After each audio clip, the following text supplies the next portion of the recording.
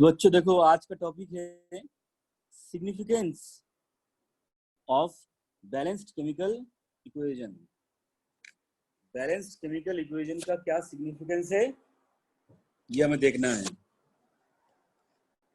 तुम में से कोई बताओ what is the significance of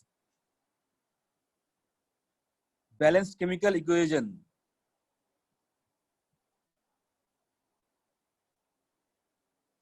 क्या क्या हो सकता है सिग्निफिकेंस? अच्छा मान लो Sir, मेरे पास है। हाँ बोलो बोलो बोलो। it verifies law of conservation of mass. हाँ अच्छा ये एक रिएक्शन है, ठीक है, ये बैलेंस्ड है। सबसे पहला सिग्निफिकेंस है it verifies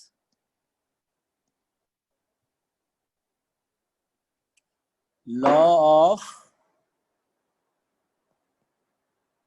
conservation of mass. दूसरा क्या सिग्निफिकेंस है देखो, it tells us the name of reactant and product. It tells us the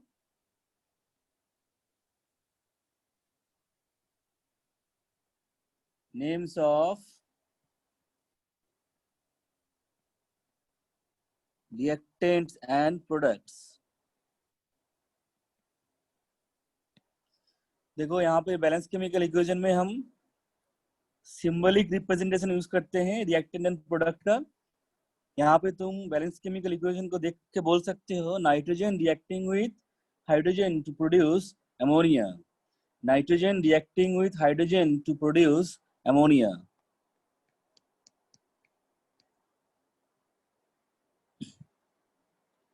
third significance इसमें हम क्या बोल सकते हैं, बताओ कोई अगर आइडिया है तो। It tells us about the state of product and reactant. हाँ इस केस में हमने स्टेट को मेंशन किया है। जनरली स्टेट वगैरह मेंशन नहीं किया जाता है तो ठीक है, स्टेट को भी हम यहाँ पे बोल सकते हैं। It tells us about the state of the reactant and product, ठीक है। अच्छा इसका जो थर्ड मेन सिग्निफिकेंस है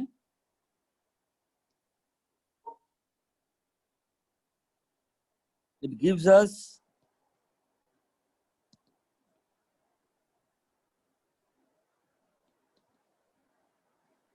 idea about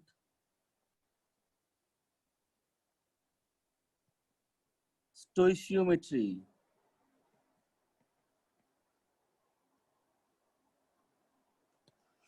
स्टोइशियोमेट्री इसका मीनिंग क्या है? स्टोइशियोमेट्री का मीनिंग है मेजरमेंट ऑफ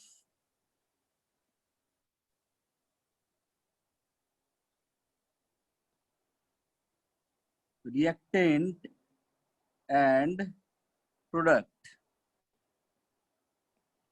मतलब एक पर्टिकुलर अमाउंट ऑफ प्रोडक्ट बनाने के लिए हमें कितना रिएक्टेंट लेना पड़ेगा या कितना रिएक्टेंट लेने से कितना प्रोडक्ट बनेगा, ये सारे कैलकुलेशन हम करते हैं स्टोइशियोमेट्री में, ठीक है। मतलब जैसे हम खाना बनाते हैं, कुछ पर्टिकुलर खाना बनाने के लिए कितना नमक, कितना चीनी, कितना क्या कंपोनेंट चाहिए होगा, सिमिलरली केमिकल रिएक्शन में भी कुछ पर्टिकुलर अमाउंट ऑफ प्रोडक्ट बनाने के लिए कितना अमाउंट ऑफ रिएक्टेंट चाहिए होगा या कितना अमाउंट रिएक्टेंट से कितना अमाउंट प्रोडक्ट बनेगा, इन सब का कैलकुलेशन हम करते हैं स्टोइशियोमेट्री में, ठीक है।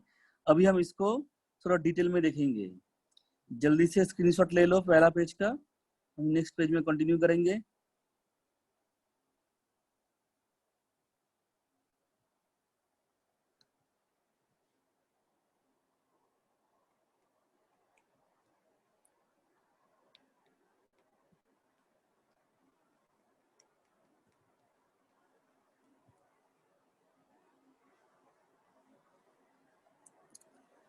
तो मैं यहाँ थर्ड पॉइंट को भी कंटिन्यू कर रहा हूँ। देखो ये बैलेंस केमिकल इक्वेशन है, इसका मीनिंग क्या है देखो, one molecule of nitrogen reacting with 3 molecule of hydrogen to produce 2 molecule of ammonia. 1 molecule of nitrogen reacting with 3 molecule of hydrogen to produce 2 molecule of ammonia. दूसरा देखो क्या बोल सकते हैं, अगर ये इक्वेशन है तो हम left hand side right hand side को एक पर्टिकुलर नंबर से मल्टीप्लाई कर सकते हैं। देखो मैंने क्या किया है, दोनों साइड को एवोगाड्रो नंबर से मल्टीप्लाई किया है। एवोगाड्रो नंबर तुम लोगों ने क्लास 9 में पढ़ाई है, ठीक है।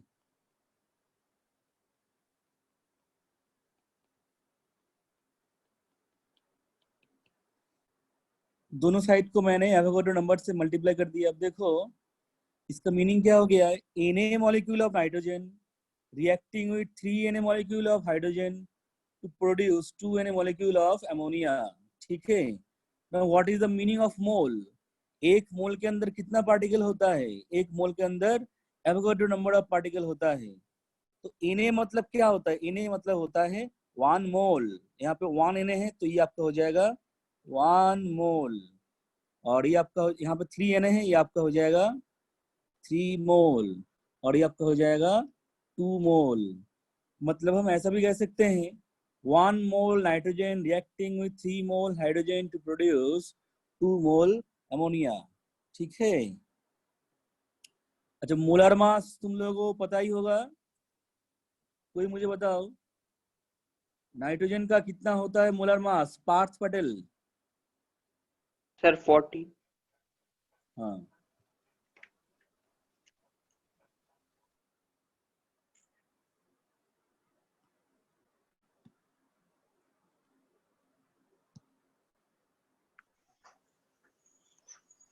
तो नाइट्रोजन का मोलर मास होता है 14 नहीं 18। अरे नाइट्रोजन एटम, मैं नाइट्रोजन एटम का बात नहीं कर रहा हूँ, नाइट्रोजन गैस। नाइट्रोजन का एटॉमिक मास होता है 14। N2 का क्या होगा, N2 का 28। What is the unit of molar mass, gram. Gram per mole, ठीक है। तो यहाँ पे मोलर मास का मीनिंग क्या होता है, मोलर मास का मीनिंग होता है 1 मोल का मास। मोलर मास का मीनिंग होता है 1 मोल का मास।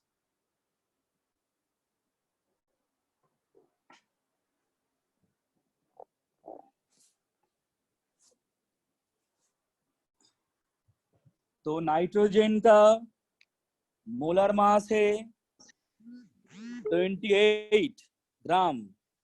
यहाँ पे 1 मोल है तो मैं यहाँ पे ऐसा लिख सकता हूँ 28 ग्राम नाइट्रोजन। हाइड्रोजन का कितना होता है मोलर मास, आदि जैन, छोटा आदि जैन बताओ।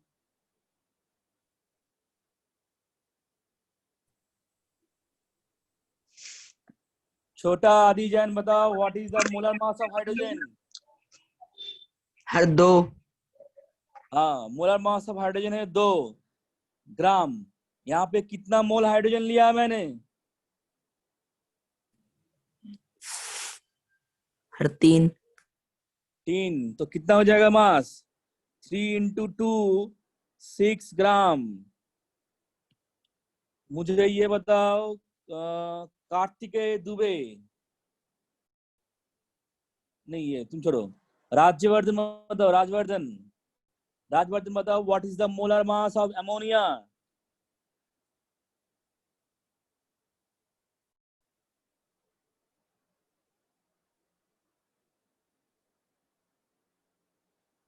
राजवर्धन बताओ what is the molar mass of ammonia.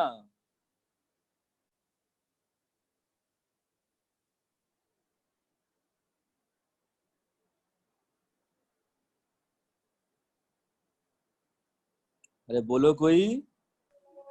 Sir 34 gram. Molar mass कितना, 34। Yes sir. अमोनिया का मोलर मास कितना है, ये तुम्हारा अमोनिया, इसका मोलर मास कितना है,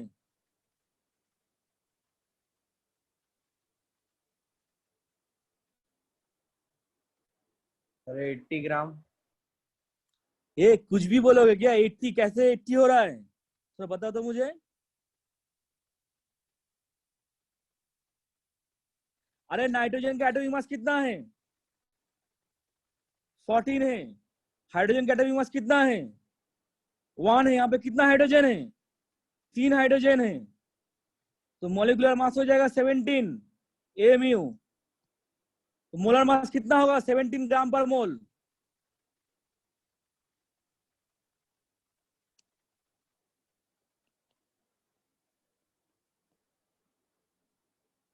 तो 2 into 17 34। देखो लेफ्ट हैंड साइड में कितना मास है? 28 + 6 34। राइट हैंड साइड में भी आपका 34 हो रहा है, मतलब law of conservation of mass satisfy हो रहा है। तो बैलेंस केमिकल इक्वेशन को देख के हम ये भी कह सकते हैं कितना mass of reactant reacting to produce कितना मास ऑफ प्रोडक्ट। यहाँ पे 28 gram nitrogen reacting with 6 gram of hydrogen to produce 34 gram of ammonia.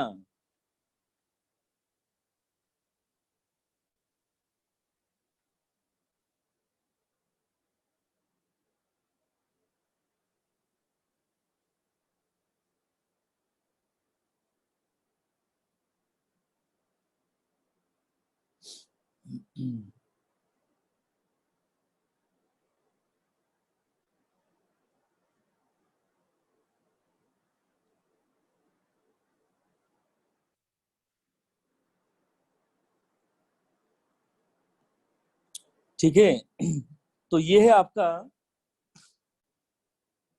Significance of balance chemical equation in terms of stoichiometry. ठीक है, स्टोइशियोमेट्री में हम measurement करते हैं reactant का एंड प्रोडक्ट का।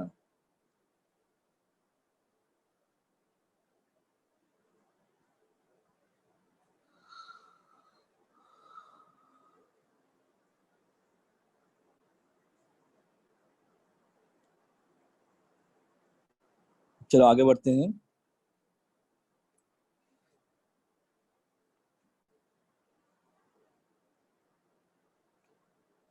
क्या हो गया? इसमें एरो क्यों खींच रहे हो? कौन है एरो खींच रहा है? अगर डाउट है तो चैट में पूछो या तो अपना ऑडियो अनम्यूट करके पूछो। बोर्ड पे ऐसा करोगे, जो ये कर रहा है मुझे साफ साफ पता है कौन कर रहा है, मैं क्लास से चुपचाप निकाल दूंगा। बोर्ड पे मत सीखो, जल्दी से इसको हटाओ।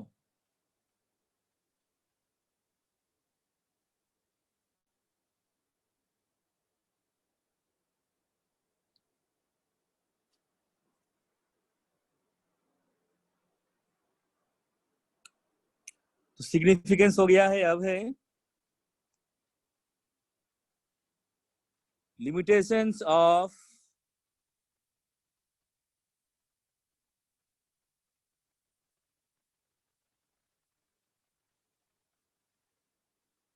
Chemical equation.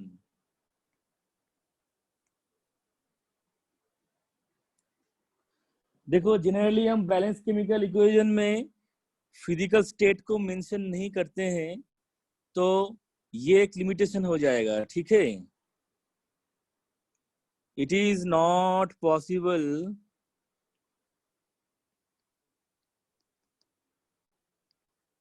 To know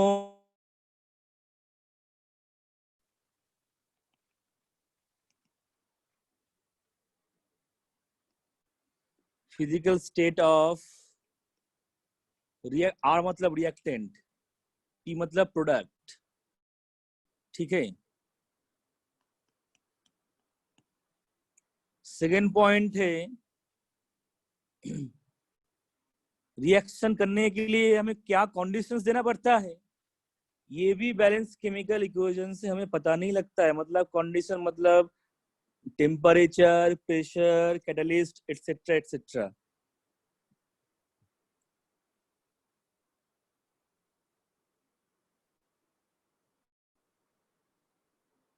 does not indicate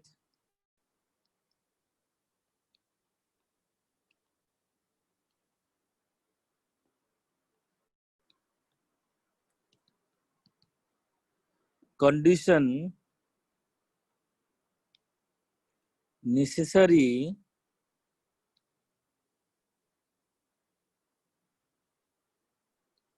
for a chemical reaction.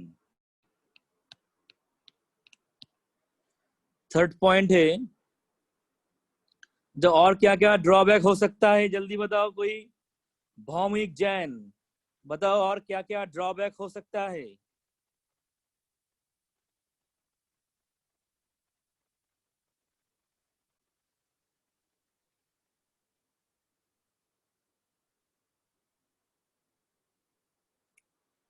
Bhowmik Jain, जल्दी से बताओ और क्या क्या ड्रॉबैक हो सकता है।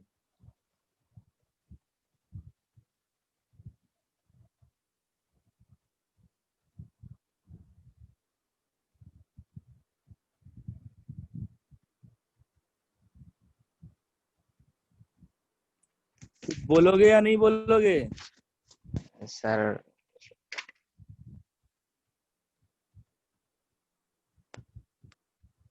क्या सर, क्या सर नहीं पता सर। ये पता लगाओ। अपना वीडियो कॉल ऑन करो, तुम वीडियो कॉल ऑन करो अपना।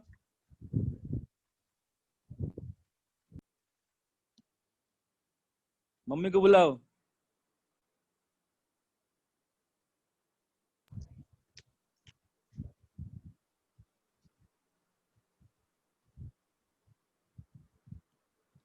अच्छा ये बताओ मुझे, श्रुत, श्रुत अपना वीडियो कॉल ऑन करो। श्रुत अपना वीडियो कॉल ऑन करो।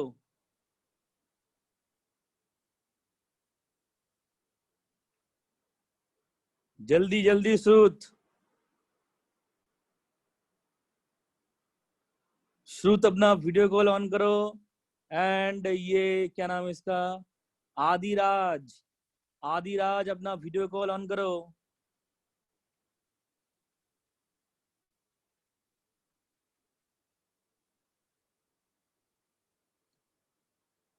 आदिराज एंड श्रुत अपना वीडियो कॉल ऑन करो।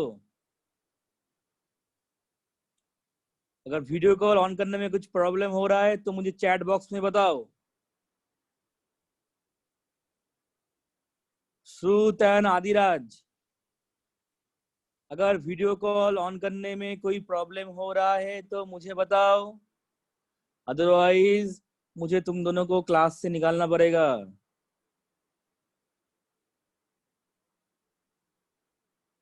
श्रुत, तुम्हारा कनेक्शन प्रॉब्लम है? कैसा कनेक्शन प्रॉब्लम है?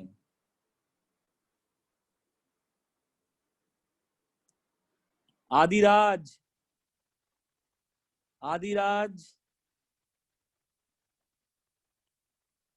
जल्दी से अपना वीडियो कॉल ऑन करो। अगर वीडियो कॉल ऑन करने में कुछ प्रॉब्लम हो रहा है तो जल्दी बताओ।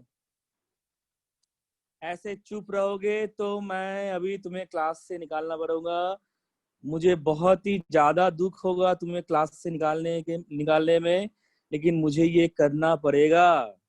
अगर आप कुछ रिप्लाई नहीं करोगे, कुछ नहीं करोगे तो मुझे अनफॉर्चुनेटली तुम्हें क्लास से निकालना पड़ेगा आदिराज। तो मैं आपको 10 सेकंड का टाइम दे रहा हूँ, और 10 सेकंड के अंदर अगर आपने कुछ जवाब नहीं दिया तो मैं सोचूंगा आप सो रहे हो, इसलिए मैं तुम्हें क्लास से निकाल दूंगा। या तो चैट में कुछ रिप्लाई कर दो, या तो व्हाट्सएप में कुछ रिप्लाई कर दो, या तो अपना वीडियो कॉल ऑन कर दो।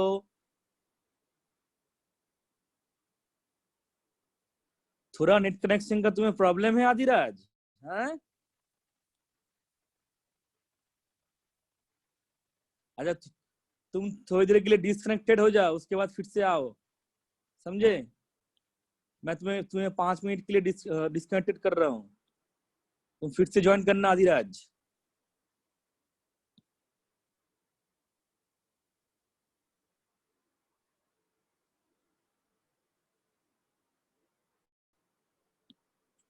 अपना ऑडियो ऑन करो आदिराज। चला गया। राजवर्धन, राजवर्धन अपना वीडियो कॉल ऑन करो।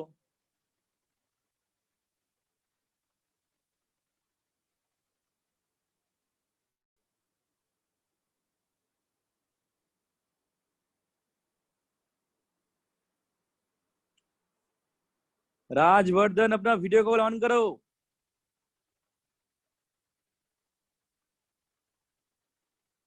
अपने कपड़े पहन के नहीं बैठे हो क्या?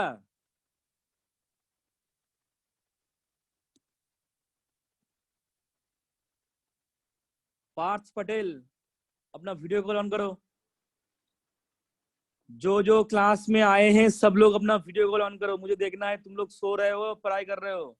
सारे लोग अपना वीडियो कॉल ऑन करो। छोटा आदि बड़ा आदि पार्थ पटेल सब लोग अपना वीडियो कॉल ऑन करो। सर यहाँ पर वो नहीं है लाइट सर, तो हाँ तो सर हम अच्छे से नहीं दिखाई देंगे। हाँ मुझे उतना ही दे, तुम अपना फ्लैश लाइट दिखाओ मुझे थोड़ा, मैं थोड़ा ठीक है फ्रेश सर। दिखना चाहिए। Okay sir.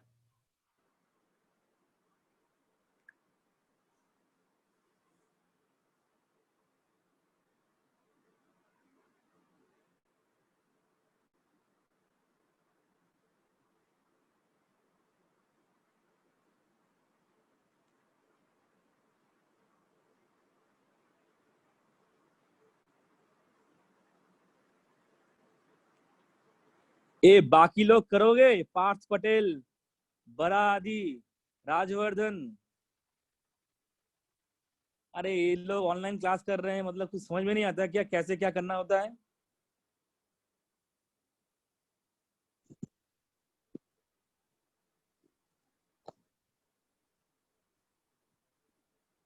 अजीब है तुम लोग यार।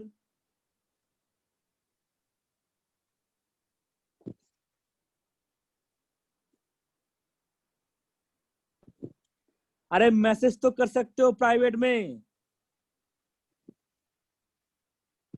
हाँ आदि जैन दिख गया, छोटा आदि जैन मैं दिख लिया, तुम वीडियो कॉल ऑफ कर दो। पार्थ पटेल तुम्हारा, तुमने सर जो हम वीडियो बड़े कॉल। आदि जैन है।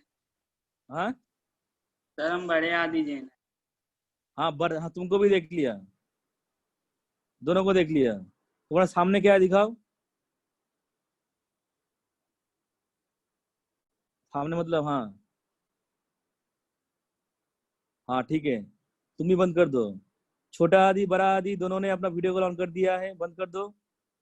अब पार्थ पटेल,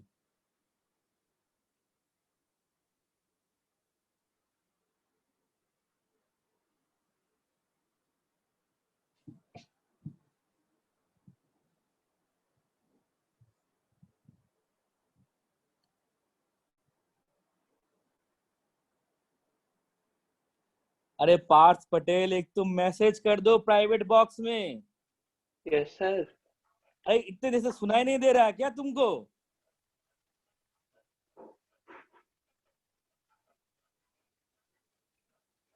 हाँ ठीक है, अपना बंद कर दो अपना वीडियो कॉल।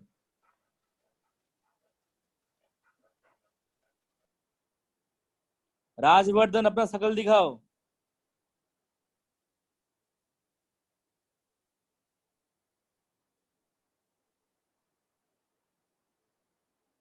हाँ ठीक है, अपना बंद कर दो वीडियो कॉल। भौमिक तुम भी अपना बंद कर दो वीडियो कॉल, सब लोग अपना बंद कर दो वीडियो कॉल। हाँ अच्छा देखो, केमिकल रिएक्शन में जैसे मैंने अगर ऐसा लिख दिया है N2 + 3H2 से बन रहा है 2NH3। अब इस बैलेंस्ड केमिकल इक्वेशन को देख के हमें ये समझ में नहीं आ रहा है रिएक्शन फास्ट होगा या स्लो होगा। ठीक है, मतलब रिएक्शन कितना तेजी से होगा ये हमें पता नहीं लग रहा है बैलेंस्ड केमिकल इक्वेशन को देख के। This is another drawback. So we cannot get any idea about rate of reaction.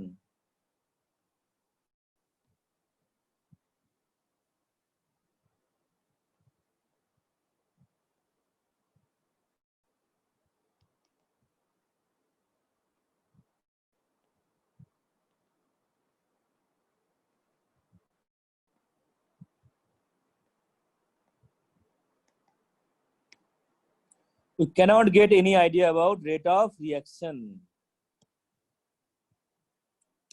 और क्या होगा ड्रॉबैक?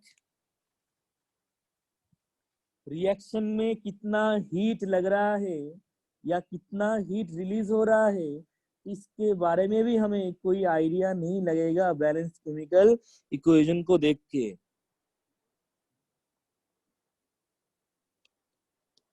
नो आइडिया अबाउट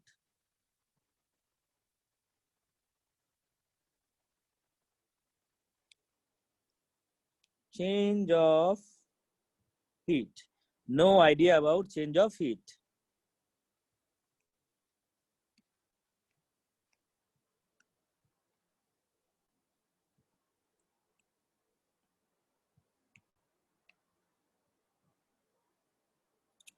जल्दी से लिख लो।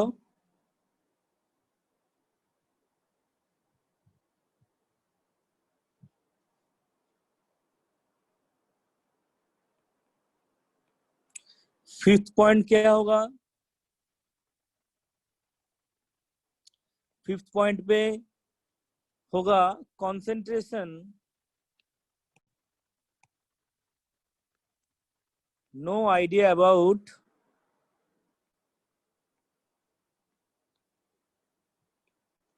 concentration of reactant and product।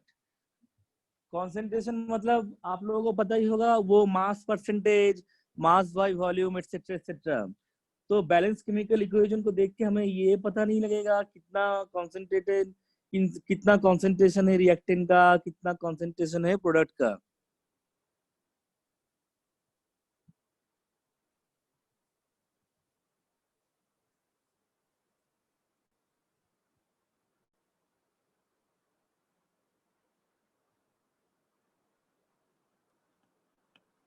Sixth है no idea about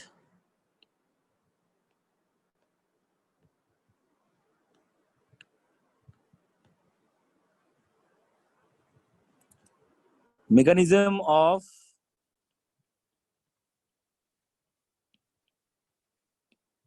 reaction। What is the meaning of mechanism of reaction? mechanism का meaning है reaction किस तरीके से हो रहा है, कैसे हो रहा है, किस तरीके से हो रहा है। बैलेंस केमिकल इक्वेशन को देख के हमें ये पता नहीं लग रहा है रिएक्शन आपका किस तरीके से हो रहा है। जैसे आप खाना बनाते हो, हर एक खाना बनाने का तरीका अलग अलग होता है, ठीक है।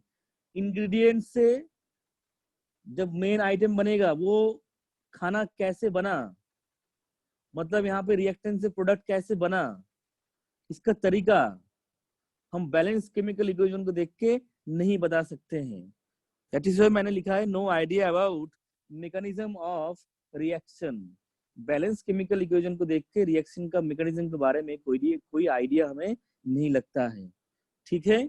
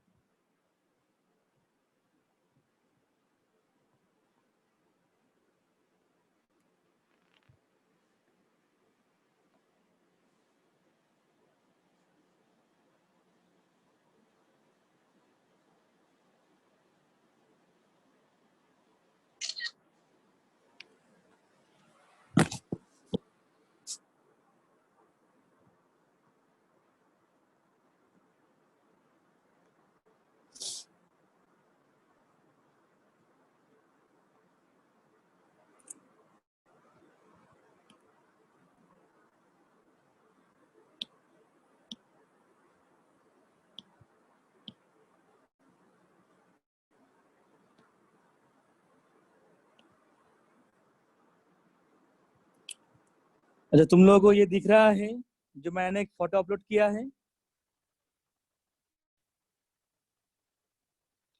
हेलो। Yes sir. हाँ,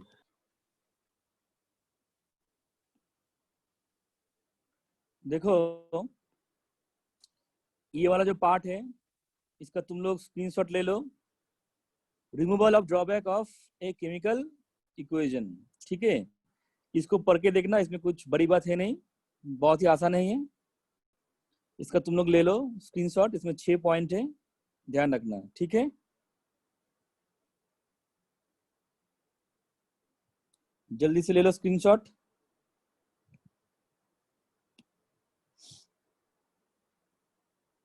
इसको नोट करना कॉपी में।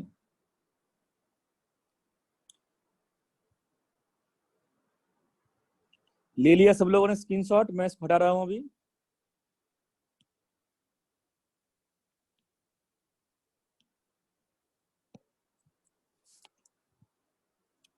जो इसके बाद देखो एक रैंडम टॉपिक है,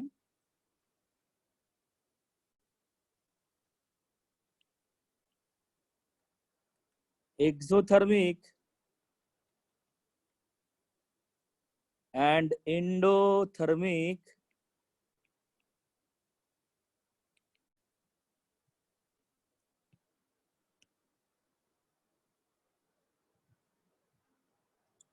रिएक्शन। एक्सो मतलब यहाँ पे एक्सो, ये तुम लोगों को पता है what is the meaning of exothermic reaction? Yes sir, इसमें सर हीट निकलती है। एक्सो मतलब समझ, देखो एक्सो, ई एक्स से मतलब एग्जिट, मतलब जिस रिएक्शन में हीट रिलीज होता है, जिस रिएक्शन में हीट रिलीज होता है।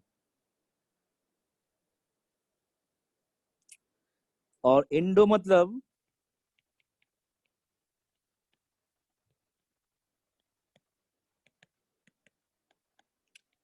हीट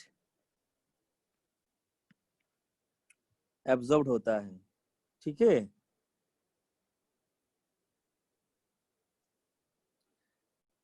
तो यहाँ पे इसको मैं हीट भी कह सकता हूं, एनर्जी भी कह सकता हूं।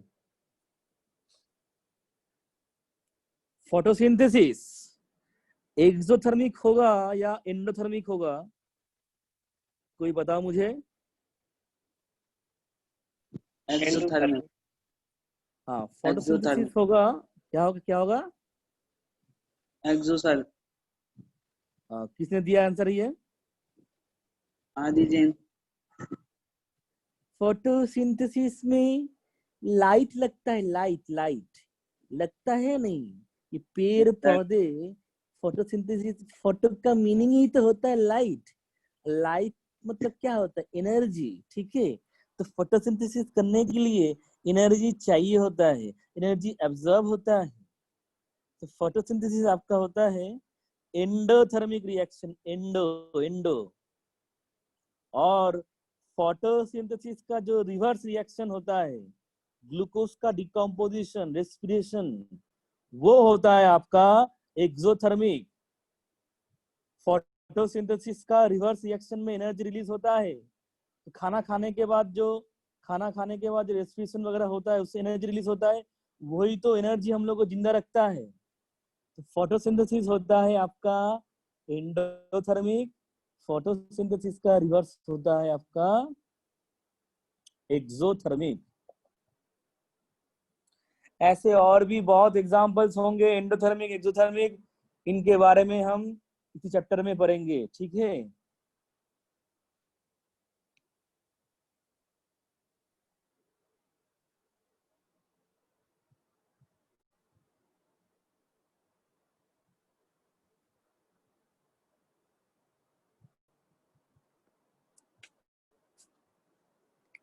अब इसके बाद है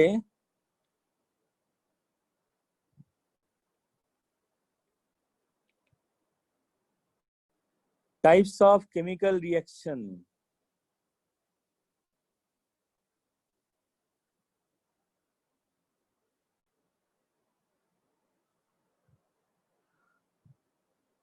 एक मिनट।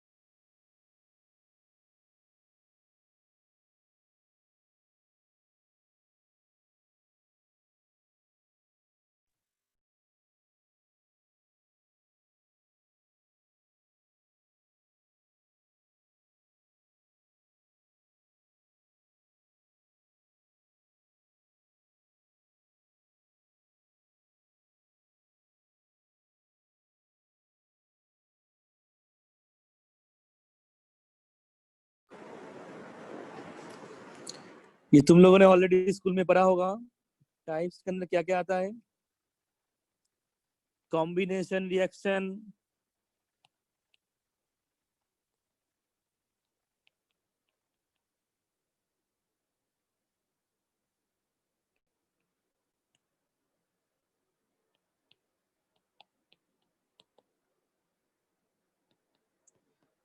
decomposition reaction,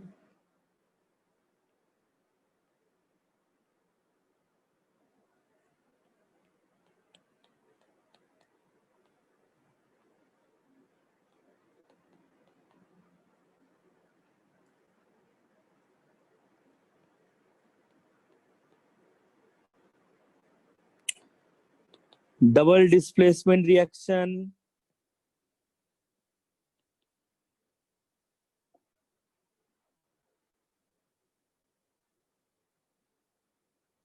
और एक आपका है जो तुम लोगों ने स्कूल में नहीं पढ़ा होगा,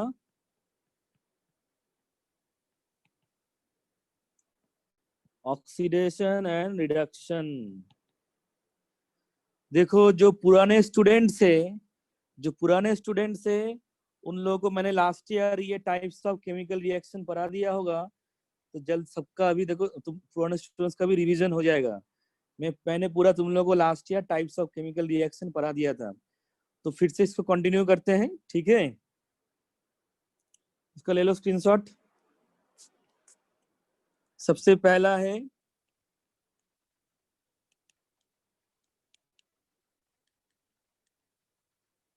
कॉम्बिनेशन रिएक्शन।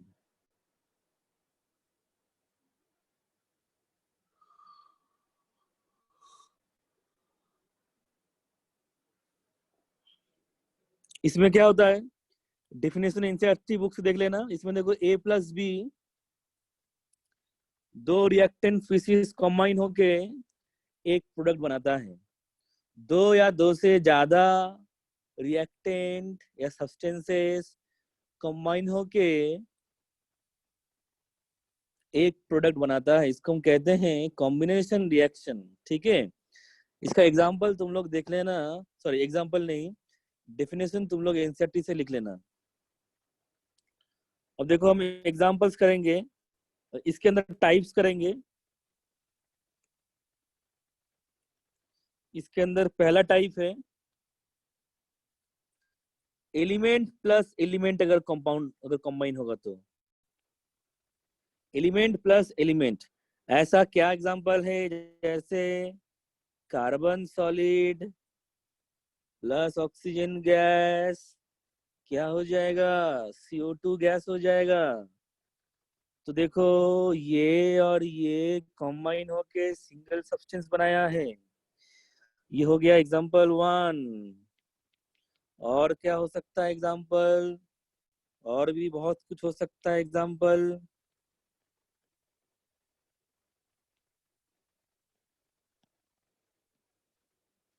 ठीक है, नेक्स्ट है एलिमेंट प्लस कंपाउंड। इसका क्या हो सकता है एग्जांपल, एक एग्जांपल ले लो,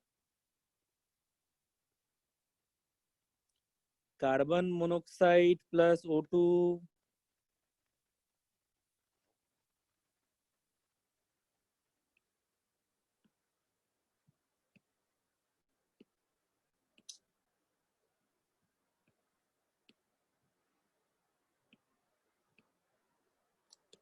ये मैं लिख नहीं पा रहा हूँ, रुक जाओ।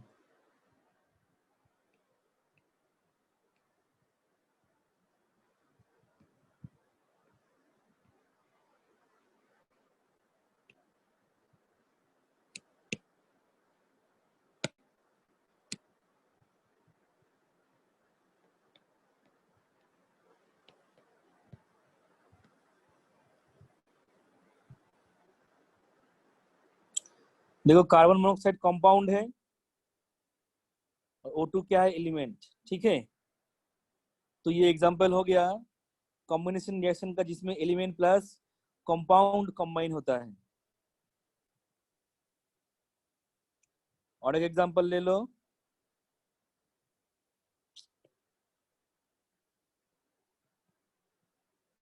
SO2 प्लस O2 से SO3, SO2 यहाँ पे कंपाउंड है, O2 यहाँ पे एलिमेंट है, ठीक है।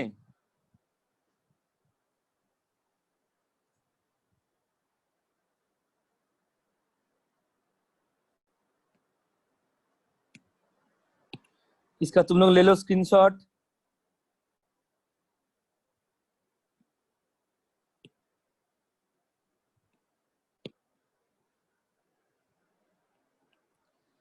नेक्स्ट है कंपाउंड प्लस कंपाउंड।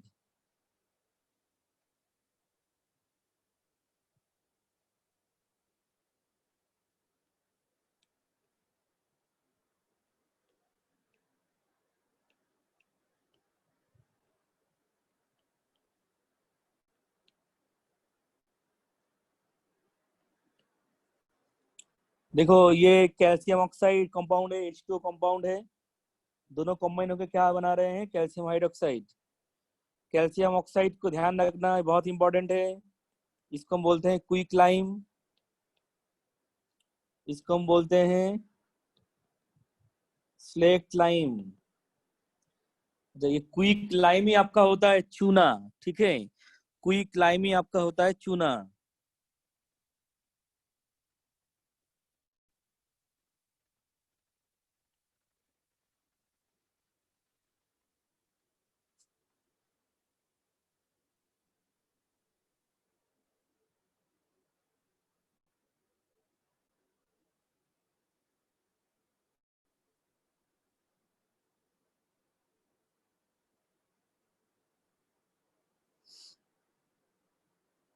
तो यहाँ पे मैं अभी कुछ इम्पोर्टेंट बात बताऊंगा इस रिएक्शन के बारे में।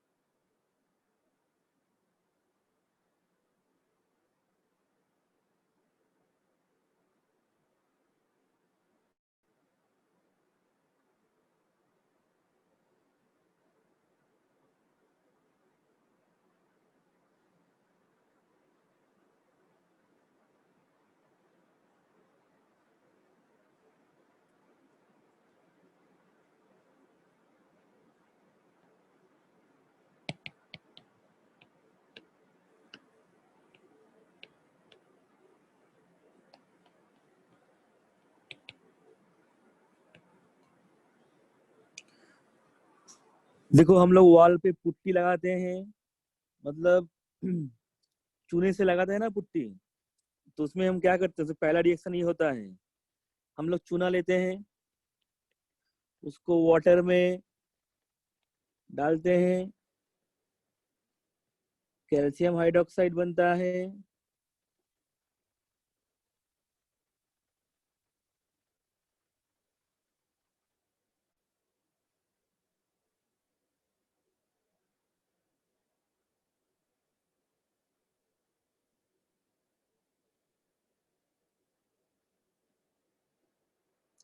स्लेक्ट लाइम बनता है। अच्छा, इसको हम कभी कभी इसको सॉलिड भी लिख सकते हैं, ये एक्वा भी लिख सकते हैं, ठीक है। ये जो आपका कैल्शियम हाइड्रोक्साइड का एक्वा सॉल्यूशन बना है, the solution of slaked lime is used for white washing purpose. The solution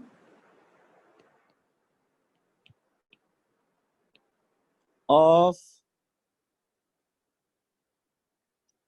slaked lime is used for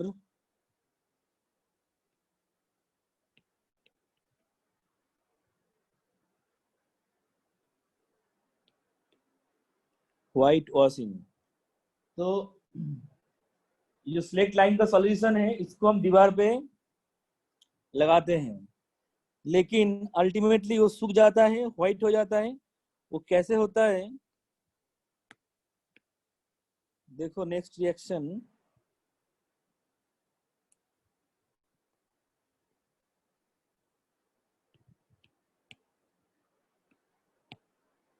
इसको मैं आगे कंटिन्यू कर रहा हूँ नेक्स्ट पेज में। देखो नेक्स्ट रिएक्शन है, जब वॉल पे ये कैल्शियम हाइड्रोक्साइड का लेयर लग जाएगा, this layer of calcium hydroxide will be exposed to atmosphere. तो एटमोस्फियर में क्या होता है? CO2 रहता है, कैल्शियम हाइड्रोक्साइड CO2 के साथ रिएक्ट करके कैल्शियम कार्बोनेट बना देता है एंड H2 बनाता है। ये जो कैल्शियम कार्बोनेट बना है, इसी के कारण आपको व्हाइट कलर दिखता है दीवार में। ठीक है, आपने कैल्शियम हाइड्रोक्साइड का लेयर लगा दिया है वॉल पे, वो अभी CO2 के साथ रिएक्ट करके कैल्शियम कार्बोनेट बना लेता है। ये कैल्शियम कार्बोनेट आपका होता है व्हाइट। इसी के कारण आपका व्हाइट कलर दिखता है वॉल में पुट्टी करने के बाद। ठीक है,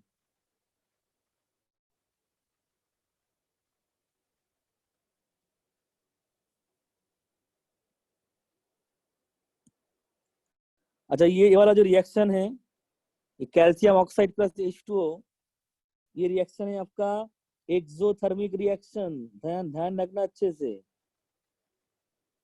मतलब इस रिएक्शन में हीट रिलीज होता है। तो तुम लोग घर में देखोगे, अगर पानी में चून को डालोगे तो हीट रिलीज होता है, पानी में अगर चून को मिलाओगे तो हीट रिलीज होता है। ये होता है आपका एक्सोथर्मिक रिएक्शन। ठीक है, बहुत ही इंपॉर्टेंट है व्हाइट वॉश वाला रिएक्शन। ये क्वेश्चन हर साल रिपीट होता है अलग अलग तरीके से। पहले कैल्शियम ऑक्साइड वाटर के साथ रिएक्ट करके क्या बनाया? कैल्शियम हाइड्रोक्साइड या सिलेक्ट लाइम का ही जो सॉल्यूशन है उसको हम लगाते हैं दीवार पे।